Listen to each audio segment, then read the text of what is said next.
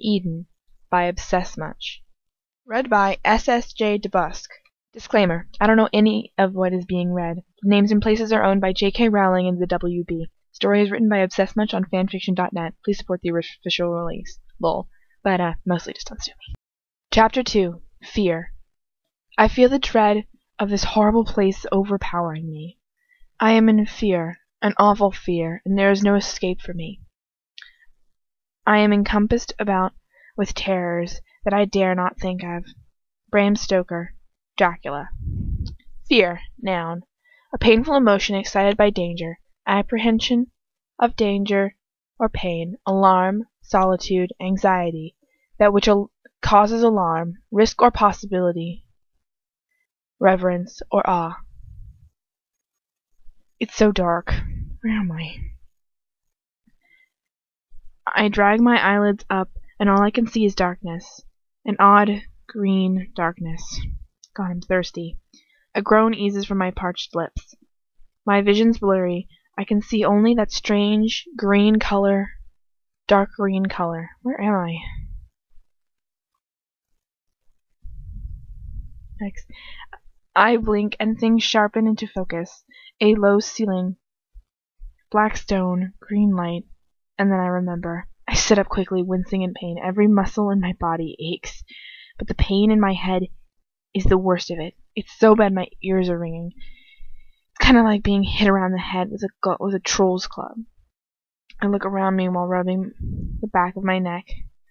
I'm in a tiny, well, I suppose it's a cell. I blink several times. It's hard not to. The lone, green-flamed torch gives light enough to see everything in the room, but leaves dark enough to hurt my eyes with strain. There's not that there's much to see, apart from a pile of straw with a blanket over it, and I assume what's meant to be a bed of some kind. I suppose it could be worse. How could this situation possibly be any worse? I'm not hurt, yet. I'm still alive. I take a deep breath. I need to be logical. First, am I all right? I look down at myself. There are bruises in the shape of fingers imprinted on my arm, which is hardly surprising. He held me so tightly I thought he was going to break my arm. No, what surprises me is how dirty I am. It must have been muddy out there. My clothes are covered in filth. I run my fingers along the fabric of my jeans, scraping the cold, wet dirt on my fingertips and running and under my nails. I bring my hand up in front of my face and rub the mud between my fingers and my thumb.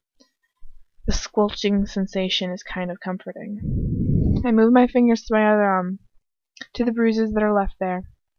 I circle the marks, tracing the purple imprint with my dirty finger, ignoring the slight throb of pain the pressure causes. Those bruises must have surfaced quickly. Either that, or I must have been in here for quite a long time. Would I have arrived at the burrow by now if he hadn't appeared in my bedroom? My nose and throat sting. What the hell do they want me for? Why couldn't they just leave me alone? I don't know what they're going to do to me here, but I can imagine. They must need me for something. Otherwise Lucius would have killed me as soon as he found me. I shiver.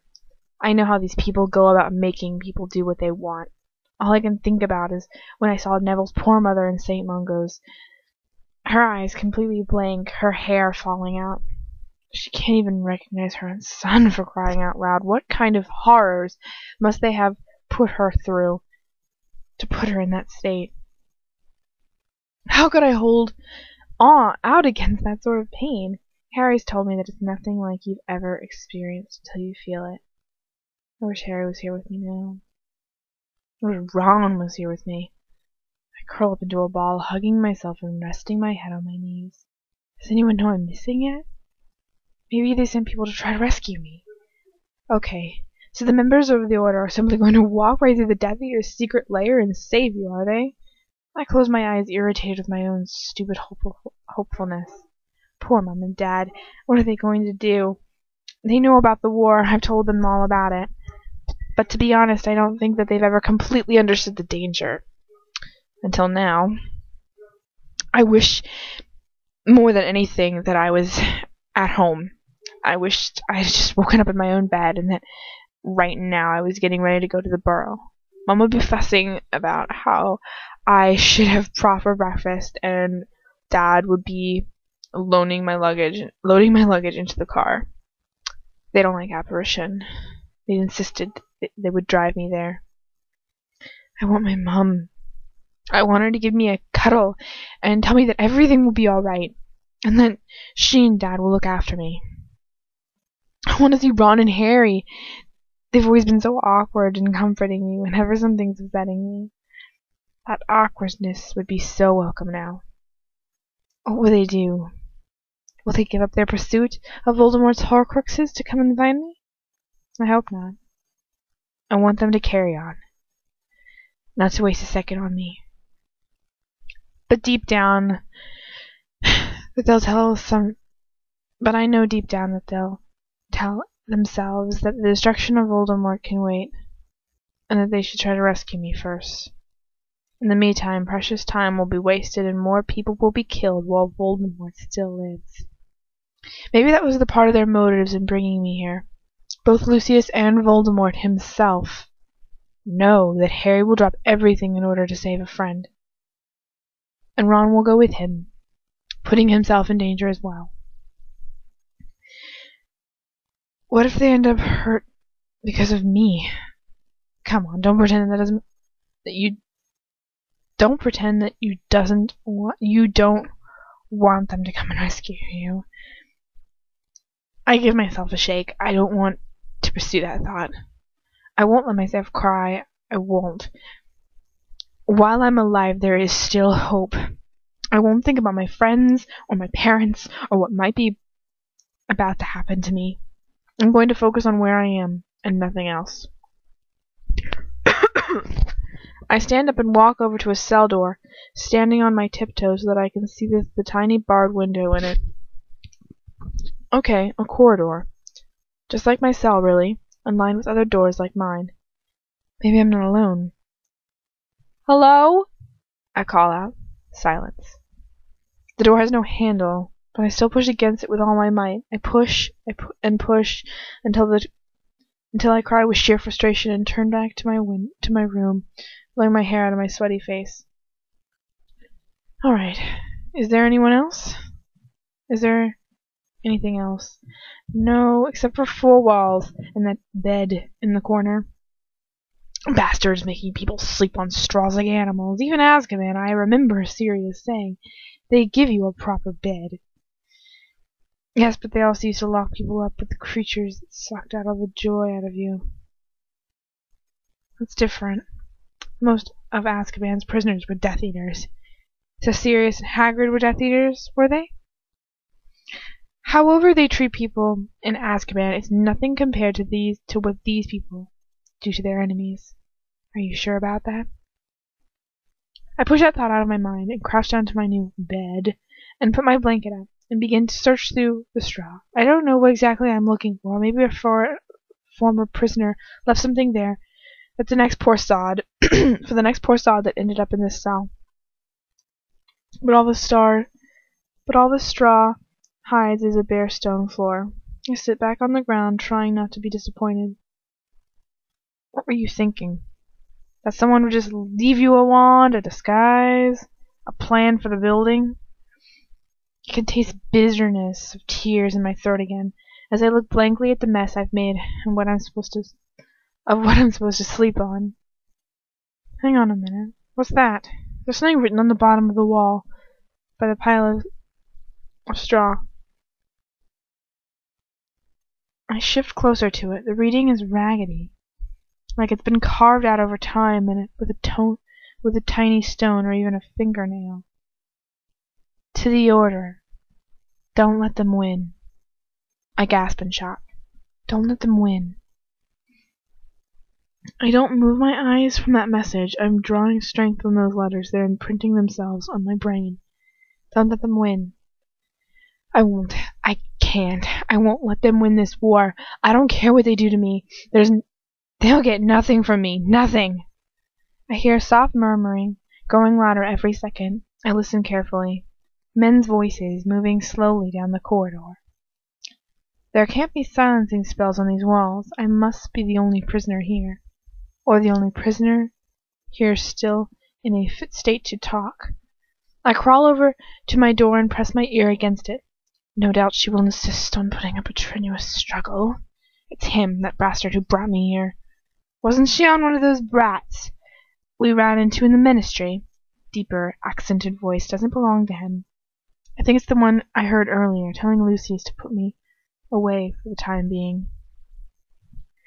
Yes, she was here. The voices stop near my door, and there's a short pause. Damn, we're late.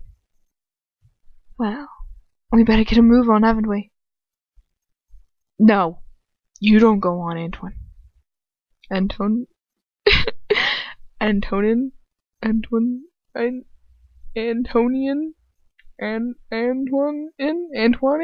I'm losing my goddamn mind. Davolo. Dolahoff. I will say that every time. Antonin. I'm gonna say Antonin. Just don't even care. There's no point in keeping you delayed here. Could you send my apologies to the Dark Lord, and tell him that I shall bring the girl to him presently? The Dark Lord? Oh God, no! I hear footsteps dying away. There's still a muttered interaction, and a click.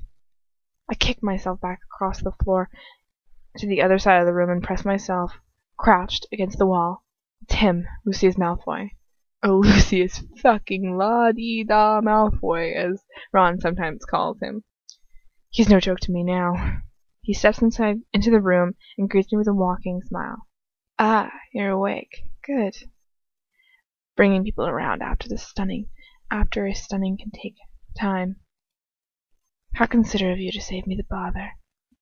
Hate surges through me like an electric current from my stomach right to the tips of my fingers and toes.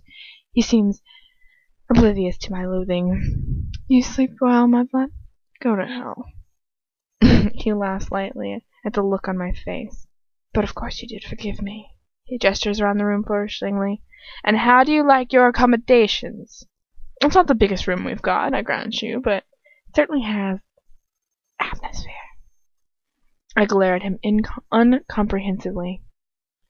But then, you grew up in a muggle house, didn't you? He's still smiling at that twisted smile. I dare say that this charming little room seems like a palace compared to the kind of living conditions you are used to. It sounds so much like something his pathetic son would say. How did Harry reply to Draco's insults? With his fists, usually. Ron was the same, but whatever he did bother to use his words, his comebacks were always the most simple, and yet, in a way, the most brilliant.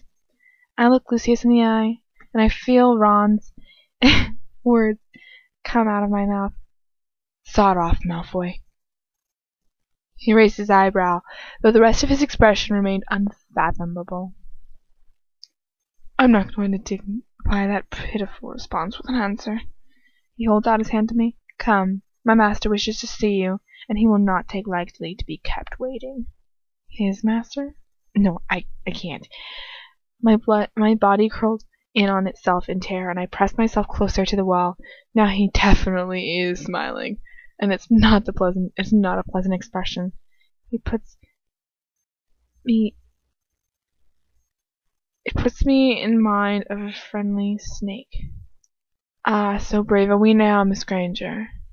He walks slowly across the room until he's standing over me, that horrible, gloating smirk not leaving his face. That irritating Gryffindor cur. Where's that? Blah. I'm gonna stop it. Stop.